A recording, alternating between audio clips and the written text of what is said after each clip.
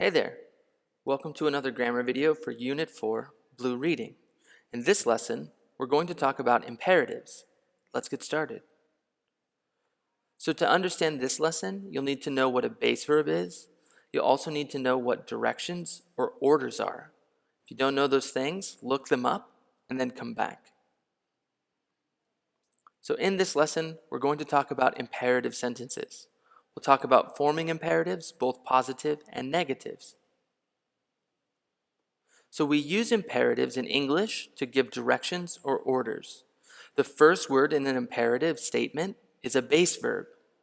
For imperatives, the subject is always you or the person you're talking to, so you don't need to write the subject. Here are some examples. Clean your room. Do your homework. Stop your car. In the imperative, we can have both positive and negative statements. For positive statements, sometimes we use only the base verb, or usually the base verb plus an object.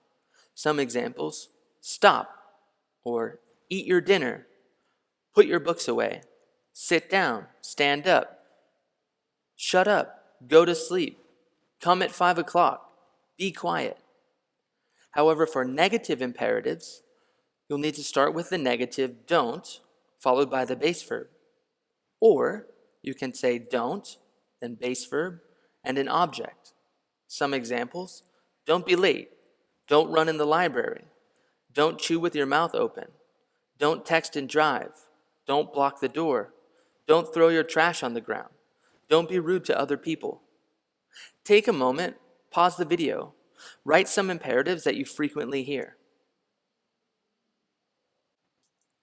You have to remember that when you use the imperative, the subject is always you.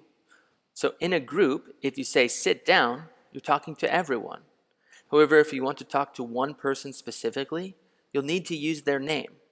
For example, Jenny, put your hand down.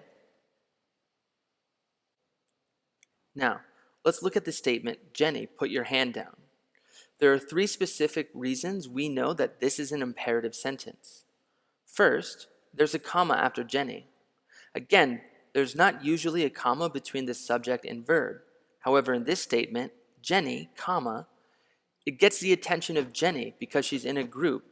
And then we have an imperative statement with the subject you. We also know this isn't the simple present because if it was the simple present and we have Jenny as a subject, we would need an S after put. And finally, we're using the possessive adjective for the subject you. Again, if this sentence was simple present, we would use the possessive adjective for Jenny. We wouldn't use the possessive adjective your for the subject you. Now, you'll remember that imperatives are not a request. An imperative tells someone something they must do. Sometimes this can sound a little rude. So we can make imperatives sound more polite when we use the word please. You'll have to remember that please can go at the beginning or the end of an imperative sentence. So for example, we have the imperative, put your phone away. To make it more polite, we can put please at the beginning, so it will say, please put your phone away. You'll have to remember that if we put please at the beginning, we don't use a comma.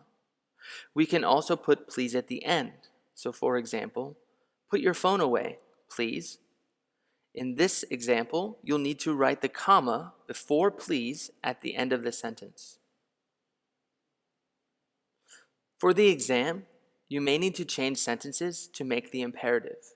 So here we'll talk about a few ways that you can do that. Looking at the example sentence, students shouldn't speak on their phones in the library. Again, this is not an imperative statement because we know we have the subject, students, we have a modal, shouldn't, followed by the base verb, speak. In order to change this to an imperative, first you'll need to find the main verb, so speak. Then you have to decide, is this positive or negative? Looking at our example, we know shouldn't is negative. So now, to form the imperative, we'll start the sentence following the negative imperative structure. So don't plus base verb. So we have don't, speak. Now, we'll need to change the possessive adjective to match the subject you. So for there, we'll change it to your, and then the rest can stay the same. So our final sentence, or the imperative for this statement, would be, don't speak on your phones in the library. Now, let's take a practice quiz. As always, pause the video, answer the questions. Once you've finished all the questions, press play so we can talk about your answers. For questions 1 through 3, you'll need to choose if the sentence is an imperative statement or not an imperative statement. For questions 4 and 5, change the sentence to an imperative sentence. Question 1. Students shouldn't use their phones in class. Again, we have the subject students followed by a modal shouldn't, so we know this is not an imperative statement. Question 2. Don't say mean words. Here, our statement follows the negative imperative structure, starting with don't, followed by the base verb, and then the object. So A is the correct answer. Question 3. Bill, please arrive at 7 o'clock. Again, we start this statement with Bill, comma. That's a clue. This is an imperative. Then we have please at the beginning of our imperative statement, followed by the base verb, arrive, at 7 o'clock, the object. A is the correct answer. Question 4. You need to treat all people with respect.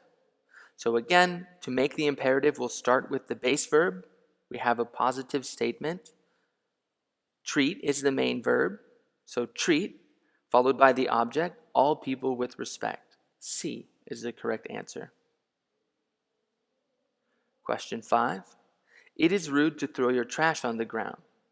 Again, we'll have to look for the main verb. So throw. Is this positive or negative? It is rude to throw your trash on the ground. That tells me it's something negative. So we'll start with don't, followed by the base verb, and then the object. B, don't throw your trash on the ground, is the correct answer. That's it for this lesson. As always, I hope it was useful. Class dismissed.